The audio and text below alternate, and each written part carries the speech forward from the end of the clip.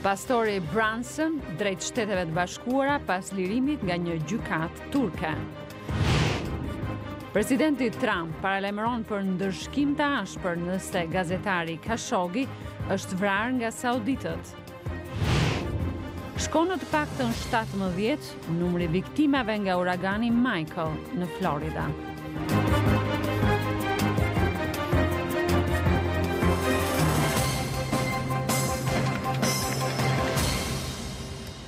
Mirëmbrëma dhe mirë se vini në programin e Zërit Amerikës Ditari, jam Rudina Dervishi.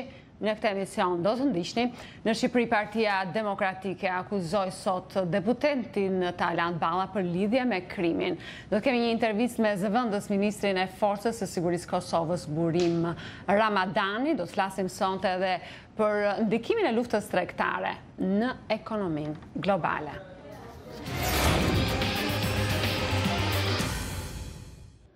Një pastor amerikan ndaluar në Turqi për 2 vjet është duke u kthyer në Shtetet e Bashkuara pasi u lirua dje nga një gjykatë turke. Lirimi Andrew Brunson të premten shënoi fundin e një mosmarrëveshje të ashpër diplomatike mes Washingtonit dhe Ankaras. Presidenti Trump u tha gazetarëve se Brunson do të vizitojë sot pasdite Shtëpinë e Bardhë. Në Twitter, sekretari i shtetit Mike Pompeo tha se administrata Trump do të vazhdojë të punojë për të sjellë në atë dhe amerikanët e tjerë të burgosur padrejtësisht.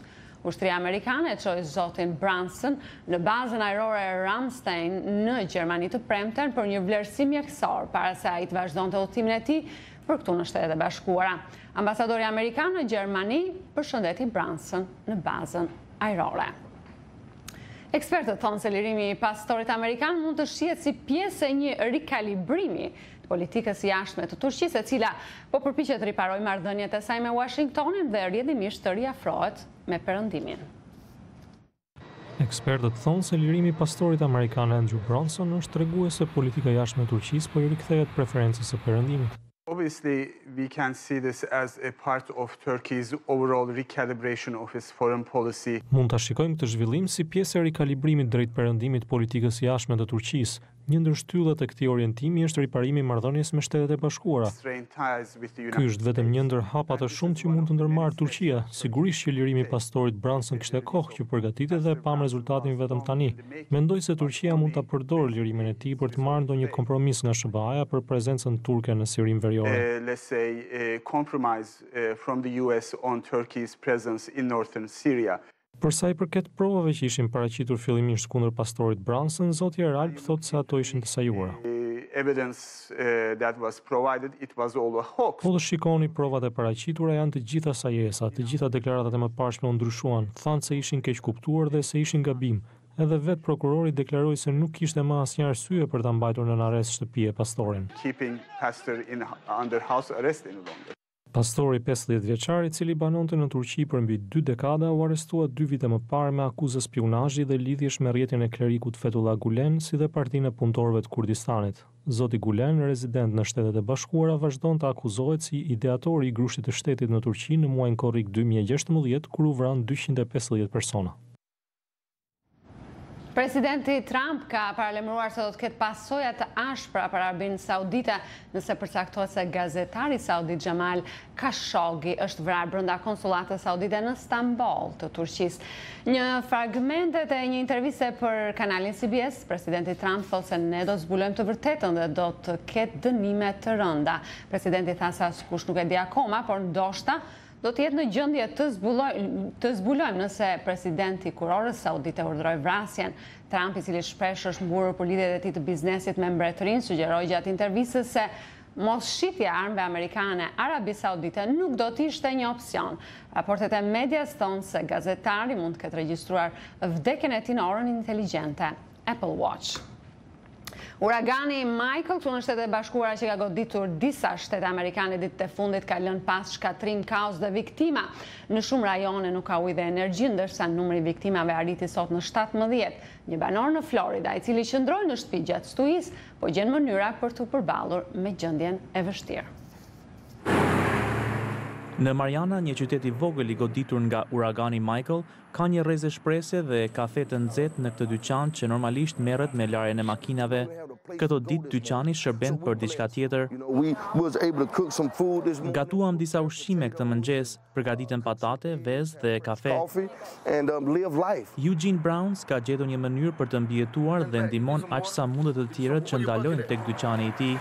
Zoti Brown ka ujë në dyqan, por uragani dëmtoi një pjesë të tij.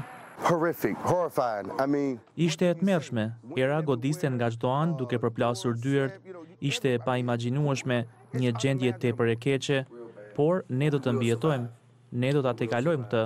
Shumë njerëz të tjerë janë goditur shumë më keq se sa ne. Forca e uraganit mund të shihet në mbar qytetin me pemë të rrëzuara dhe ndërtesa të shkatëruara. Një pjesë e banorëve u evakuan, por shumë të tjerë qëndruan në shtëpitë e tyre. Banorët vendosën të qëndronin këtu për arsye të ndryshme. Disa prej tyre thonë se thjesht nuk mendonin se uragani do të ishte kaq i fuqishëm. Ky qytet ndodhet rreth 90 kilometra në veri të vendit ku uragani preku tokën, por edhe në këtë zonë pasojat janë të mëdha. Ky ishte një nga momentet më të frikshme të jetës sime. Unë jam me fat që jam gjallë dhe në gjendje të shoh miqtë e mi sot, nënën time dhe qenin tim. Qyteti ynë nuk do të jetë kurrë ashtu si më parë. Më vjen keq për të gjithë ata njerëz që po vuajnë pasojat e uraganit. Mariana mund të mos jetë i njëjti qytet përsëri, por mund të bëhet më i mirë me optimizmin e zotit Brown, ndërsa ai dhe fëmijët e tij ndihmojnë njëri tjetrin për të rimëkëmbur.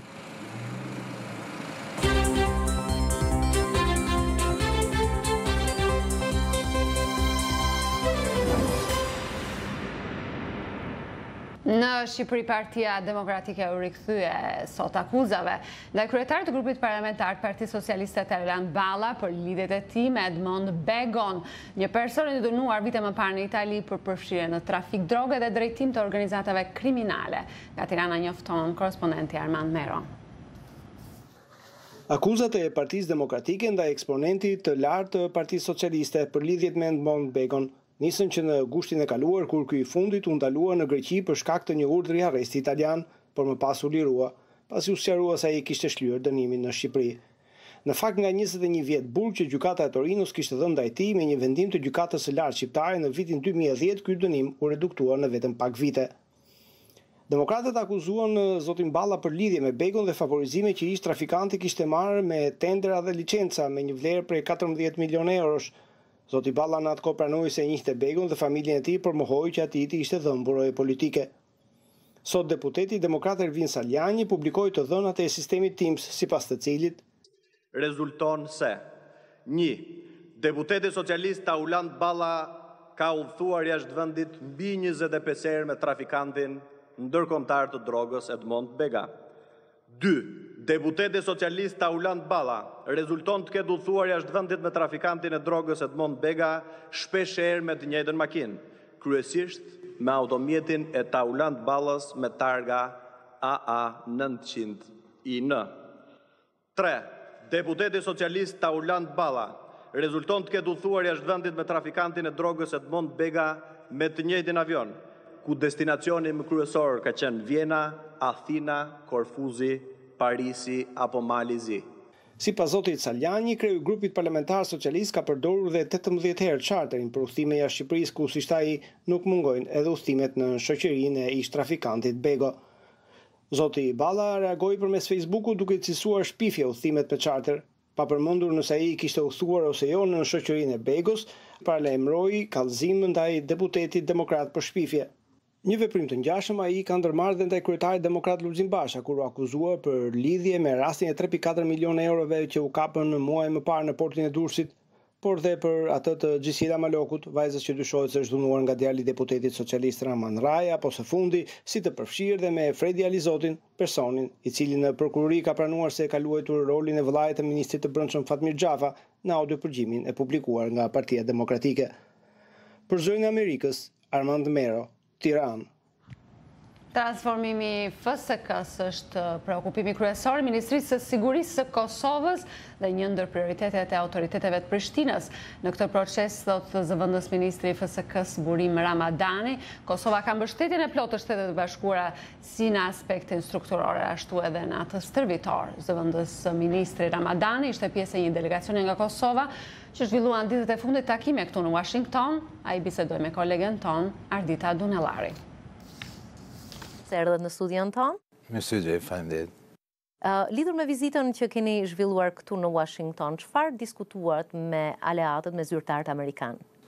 Ne jemi në proces të tranzicionit të FSK-s në mandat të ri, ushtarakët të mbrojtjes, dhe si i tillë është riafirmu mbështetja e Shtetit Bashkuar të Amerikës, e Ministrisë ose e Departamentit të Mbrojtjes për Ministrinë, për FSK-n, për Kosovën, jo vetëm në nivele ose orientime strategjike, por po ashtu edhe në orientime të detajshme.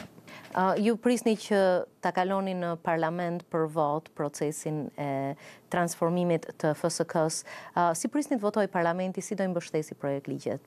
Duket e qartë se ekziston konsenzus i përgjithshëm që Kuvendi i Kosovës të votoj 3 projekt ligjet cilat e ndryshojnë mandatin e FSK-s, përkatësisht e fillojnë një proces të tranzicionit cili do të jetë pak më i gjatë se sa që duket si votim ose si vendimare. Absolutisht prej atyre që është diskutuar deri tash, llogarisim që në brenda këtij viti, pra në javët e fundit të vitit, Kuvendit miratoi 3 draft ligjet, kthehen në ligje dhe pastaj të filloj puna reale për tranzicionin e FSK-s sipas një plani afatgjatë që e kemi të transparent dhe të koordinuar edhe me partnerët ndërkombëtar. Dhe lidhur me që ishit këtu në Shtetet e Bashkuara dhe biseduat me partnerët amerikanë, cilat janë prioritetet më të afërta të këtij procesi tranzicioni? Në anën tonë është tepër e qartë se orientimi për kërkesat dhe nevojat e FSK-s edhe të politikat mbrojtjes është krejtësisht i orientuar drejt Shtetit të Bashkuar të Amerikës, duke e qartësuar se kjo nuk e vendos në kontradikt synimin tonë kryesor që të jemi anëtar të NATO-s. FSK-ja edhe sot është multietnike dhe profesionale, do të vazhdoj të jetë e tillë. Është një plan 10 vjeçar i tranzicionit i cili dahet në 3 faza. Kryesisht ka të bëjë me fazën e parë që ndërlidhet me riorganizimin edhe të ministrisë edhe të FSK-s, me doktrinën, me rregullat, në fazën e dytë në zhvillimin e kapaciteteve dhe në fazën e tretë në shpalljen e kapaciteteve operacionale të përmbushura. Ju folët për natyrën shumë etnike të FSK-s, megjithatë gjatë vitit ka pasur pjesëtar të komunitetit serb që janë anëtar të këtyre forcave që dhanë dorëheqjen nën presionin e Beogradit. Sa e vën rrezik natyrën shumë etnike të kësaj force ky presion i Beogradit dhe rezultantja e daljes tyre? Është fatkeqësi që ka ndodhur ky presion, sidomos gjatë këtij viti, i cili edhe matutje nuk është larguar plotësisht.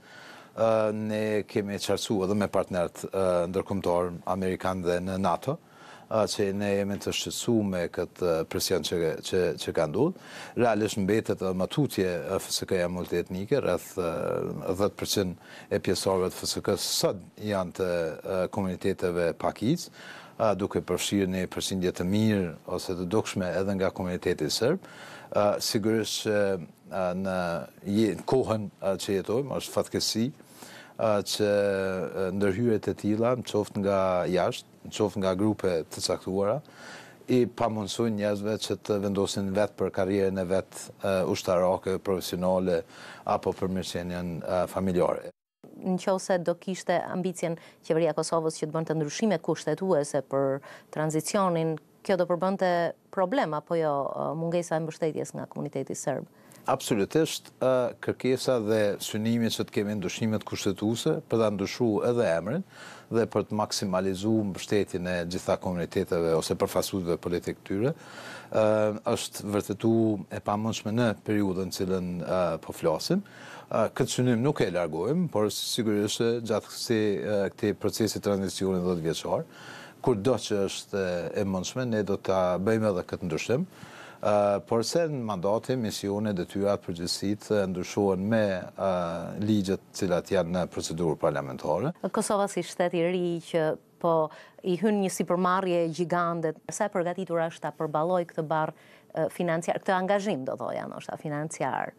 FSK-ja edhe në mandatin e ri nuk do të ketë kufizim buxhetor dhe të njëjtën kohë nuk do të ketë disbalancë Kosova, si qeveria e Kosovës, nuk do ta disbalancoj buxhetin e Kosovës dhe në këtë kuadër ne kemi një plan të qartë brenda këtyre 10 viteve të rritjes graduale të buxhetit për FSK-n. Ne kemi sa 14 marrëveshje të bashkëpunimit me shtete veç e veç, që gjitha qoftë në trajnime, edukim apo pajisje dhe të tjera janë mbështetëse edhe në aspektin financiar. Pra FSK-ja do të ketë rritje të vazhdueshme të buxhetit, duke mos disbalancuar asnjëherë buxhetin e Kosovës. Zoti Ramadani, ishte kënaqësi, faleminderit për praninë në studio. Ishte kënaqësia ime. Faleminderit shumë. Në Maltëzi, harmonizimi i legjislacionit me atë të Bashkimit Evropian mbetet objektivi kryesor i Ministrisë Pakicave në procesin e antarësimit. Ministri i Pakicave Mehmet Zenka i tha Zërit Amerikës se kohët e fundit po bëhet plotësimi i ligjeve ekzistuese. Korrespondenti ynë Ali Sala i ka përgatitur kronikën. Ministria e Pakicave në Maltëzi po bën një punë të dukshme në procesin e afrimit të legjislacionit me atë të Bashkimit Evropian. Ministri i Pakicave Mehmet Zenka vënë duke se harmonizimi i legjislacionit paraqet objektivin kryesor drejt integrimeve dhe mundson realizimin e hapësirës unike të lirisë dhe drejtësisë. Sa i përket këtij kapitull Malezi, abgjësisht ministria në cilën drejtohen për drejtat njeriut dhe për pakica, vjet ka aprovu ligjin për kundër diskriminimit, i cili është plotësisht i harmonizuar me standardet evropiane. Gjithashtu kemë aprovu ligjin ndryshimin dhe plotësimin e ligjit për pakica, i cili një shumicë të madhe është i harmonizuar me standardet evropiane, masi që në këtë drejtim edhe Bashkimi Evropian nuk e ka standardin universal, por në mënyra të ndryshme është zgjedhur çështja e pakicave. Në këtë kuadër, Ministria e Pakicave ka përgatitur projekt ligjin për lirit fetare, të cilin po mbështesin të gjitha bashkësitë fetare përveç të pakicës serbe në Maltëzi. Neve me iniciativën time është tërheq ky ligj prej Komisionit Venediku, sepse ka dëshira ime ishte edhe qeverisë që bëhen edhe një rundë konsultimesh me gjitha institucionet fetare në Maltëzi, që të arrihet një përputhshmëri sa më e madhe në aprovimin e këtij ligji. Edhe me mburrje mund të them që me gjitha bashkësitë fetare i kemi kriju kontaktet dhe kemi arritur një përputhshmëri të nivelit më të lartë, mund të themi lirisht, dhe që edhe disa dhe një afat pak kohor mund të themi që jemi akordu 100%. Problemi kryesor ishte me Kishën Ortodokse Serbe. Fal harmonizimit dhe amansimit të ligjit mbi beqeverisjen lokale mundsuhet që të fitohet komuna plotë e Tuzit me shumicë shqiptare në Malsi. Fal edhe këtij ligji vjen si rrjedhoj e aprovimit të ligjit, vjen edhe ndryshimi dhe plotësimi i ligjit për kryeqytetin dhe ligji për komunën e plotë të Malsisë. Do thot një arritshmëri e cila me të vërtet me dekada shprit nga shqiptarët e Malezi, po dhe shqiptarët nga tjera trevat e Malezi, sepse në fundit, kudo që realizohet një drejtë e shqiptarëve, ishte një arritur në gjithë shqiptarëve në Maltëzi. Zoti Zenka vënë duke se Ministria e Pakicave po bën plotësimin e ligjeve ekzistuese, por edhe implementimin e përshtatshëm të tyre në praktikë. Për Zërin Amerikës nga Ulqini, Ali Salaj.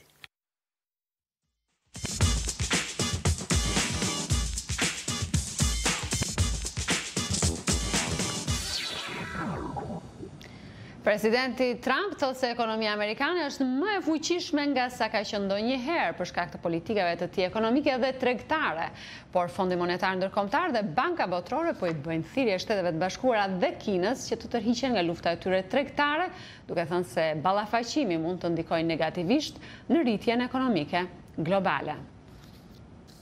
Luhatshmëria në Wall Street u përhap këtë javë në tregjet aziatike dhe evropiane. Desmond Lachman, Institutit American Enterprise, thotë se investitorët kanë arsye për të shqetësuar.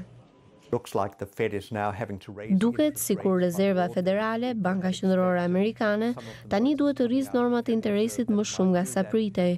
Kjo është shqetësuese për investitorët. Gjithashtu, pasiguria mbi luftën tregtare me Kinën sigurisht ndikon. Lufta tregtare mes Shteteve të Bashkuara dhe Kinës është fokusi i takimeve vjetore të FMN-s dhe Bankës Botërore në Bali. Drejtoria e FMN-s, Christine Lagarde, bëri thirrje për tërheqje. Ne vlerësojmë se përshkallëzimi i tensioneve aktuale tregtare mund të zvoglojë prodhimin e brendshëm bruto në botë pothuajse me 1% gjatë 2 viteve të ardhshme.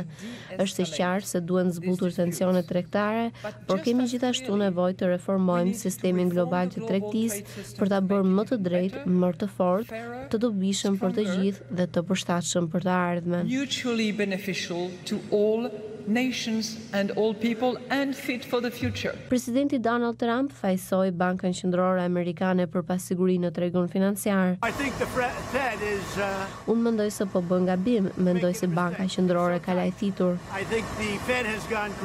Presidenti Trump ka vlerësuar politikat e tij për rritjen ekonomike të Amerikës. Analistët pajtohen se vendimet e tij sollen një rritje afatshkurtër.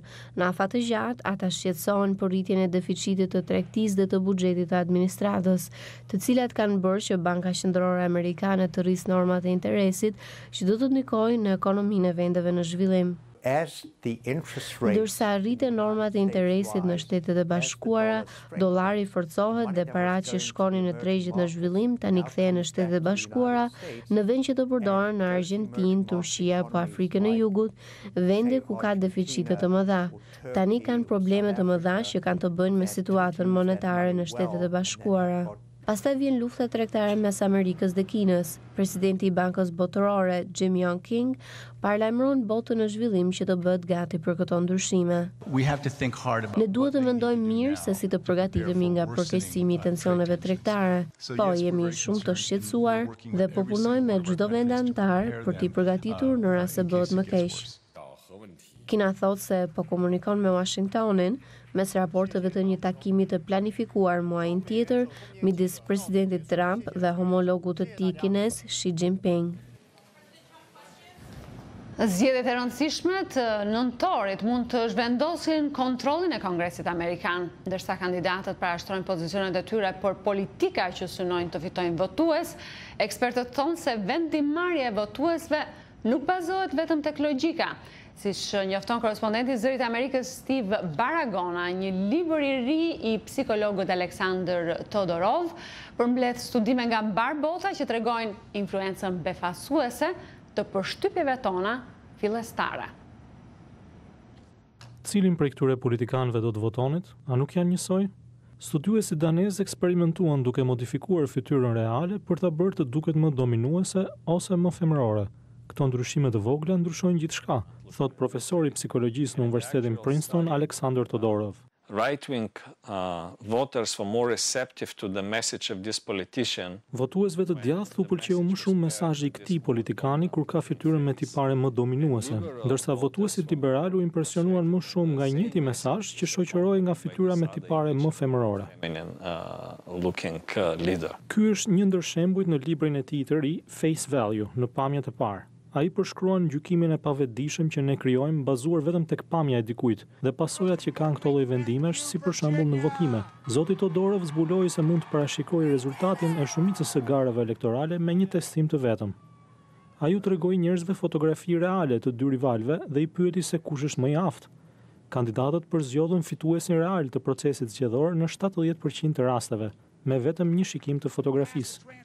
I was certainly surprised because Unë sigurisht që u befasova pasi këto janë gara vërtet të rëndësishme, shumë fonde shpenzohen për to, dhe sigurisht që ka dhe faktorë të tjerë. Sidoqoftë, ne jemi në gjendje të parashikojmë pjesën më të madhe të rezultateve zgjedhore. Profesor Todorov thot se efekti është më i fortë tek votuesit që dinë më pak rreth çështjeve politike. Kjo nuk është e palogjikshme. Mund të themi se njerëzit janë në kërkim të informacionit të duhur, pra aftësinë, në vendin e gabuar tek pamja, pasi kjo është më e lehtë. Kështu është pjesa më e madhe e psikologjisë së vendimarrjes. Ne marrim shumë vendime përmes rrugës më të shkurtër. Studimet tregojnë për shembull se njerëzit që duken më të besueshëm marrin huam me norma më të mira interesi. Kriminalët marrin dëshkime më të ashpra për shkak të pamjes së tyre. Those who got the death sentence appeared more untrustworthy. Një dënim me vdekje i dhënë nga vëzhgues naiv. Ky do të ishte shembulli ekstrem i rëndësisë së këtij gjykimi. Incredibly important role. Now it's becoming more incompetent appear. Megjithse përshtypjet e para janë shpesh të gabuara, ato janë të shpejta dhe automatike. It's very hard to Është shumë e vështirë të ritrajnosh njerëzit që të mos përdorin këtë lloj gjykimi. Shumë mund t'u bësh me dije se ka edhe gjithfarë lloj informacionit të disponueshëm. Nuk është e lehtë. Again, it's easier said than done. Duhet më shumë punë nga votuesit që të mësojnë rreth kandidatëve. Por zoti Todorov thotë se votuesit e mirë informuar nuk gënjehen nga përshtypjet e para.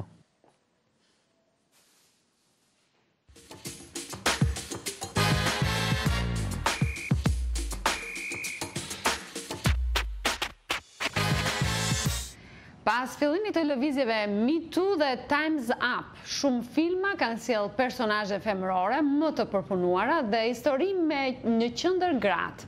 Por aktivistët e këtyre lëvizjeve thonë se duhet bërë më tepër për trajtimin e barabartë të grave në Hollywood.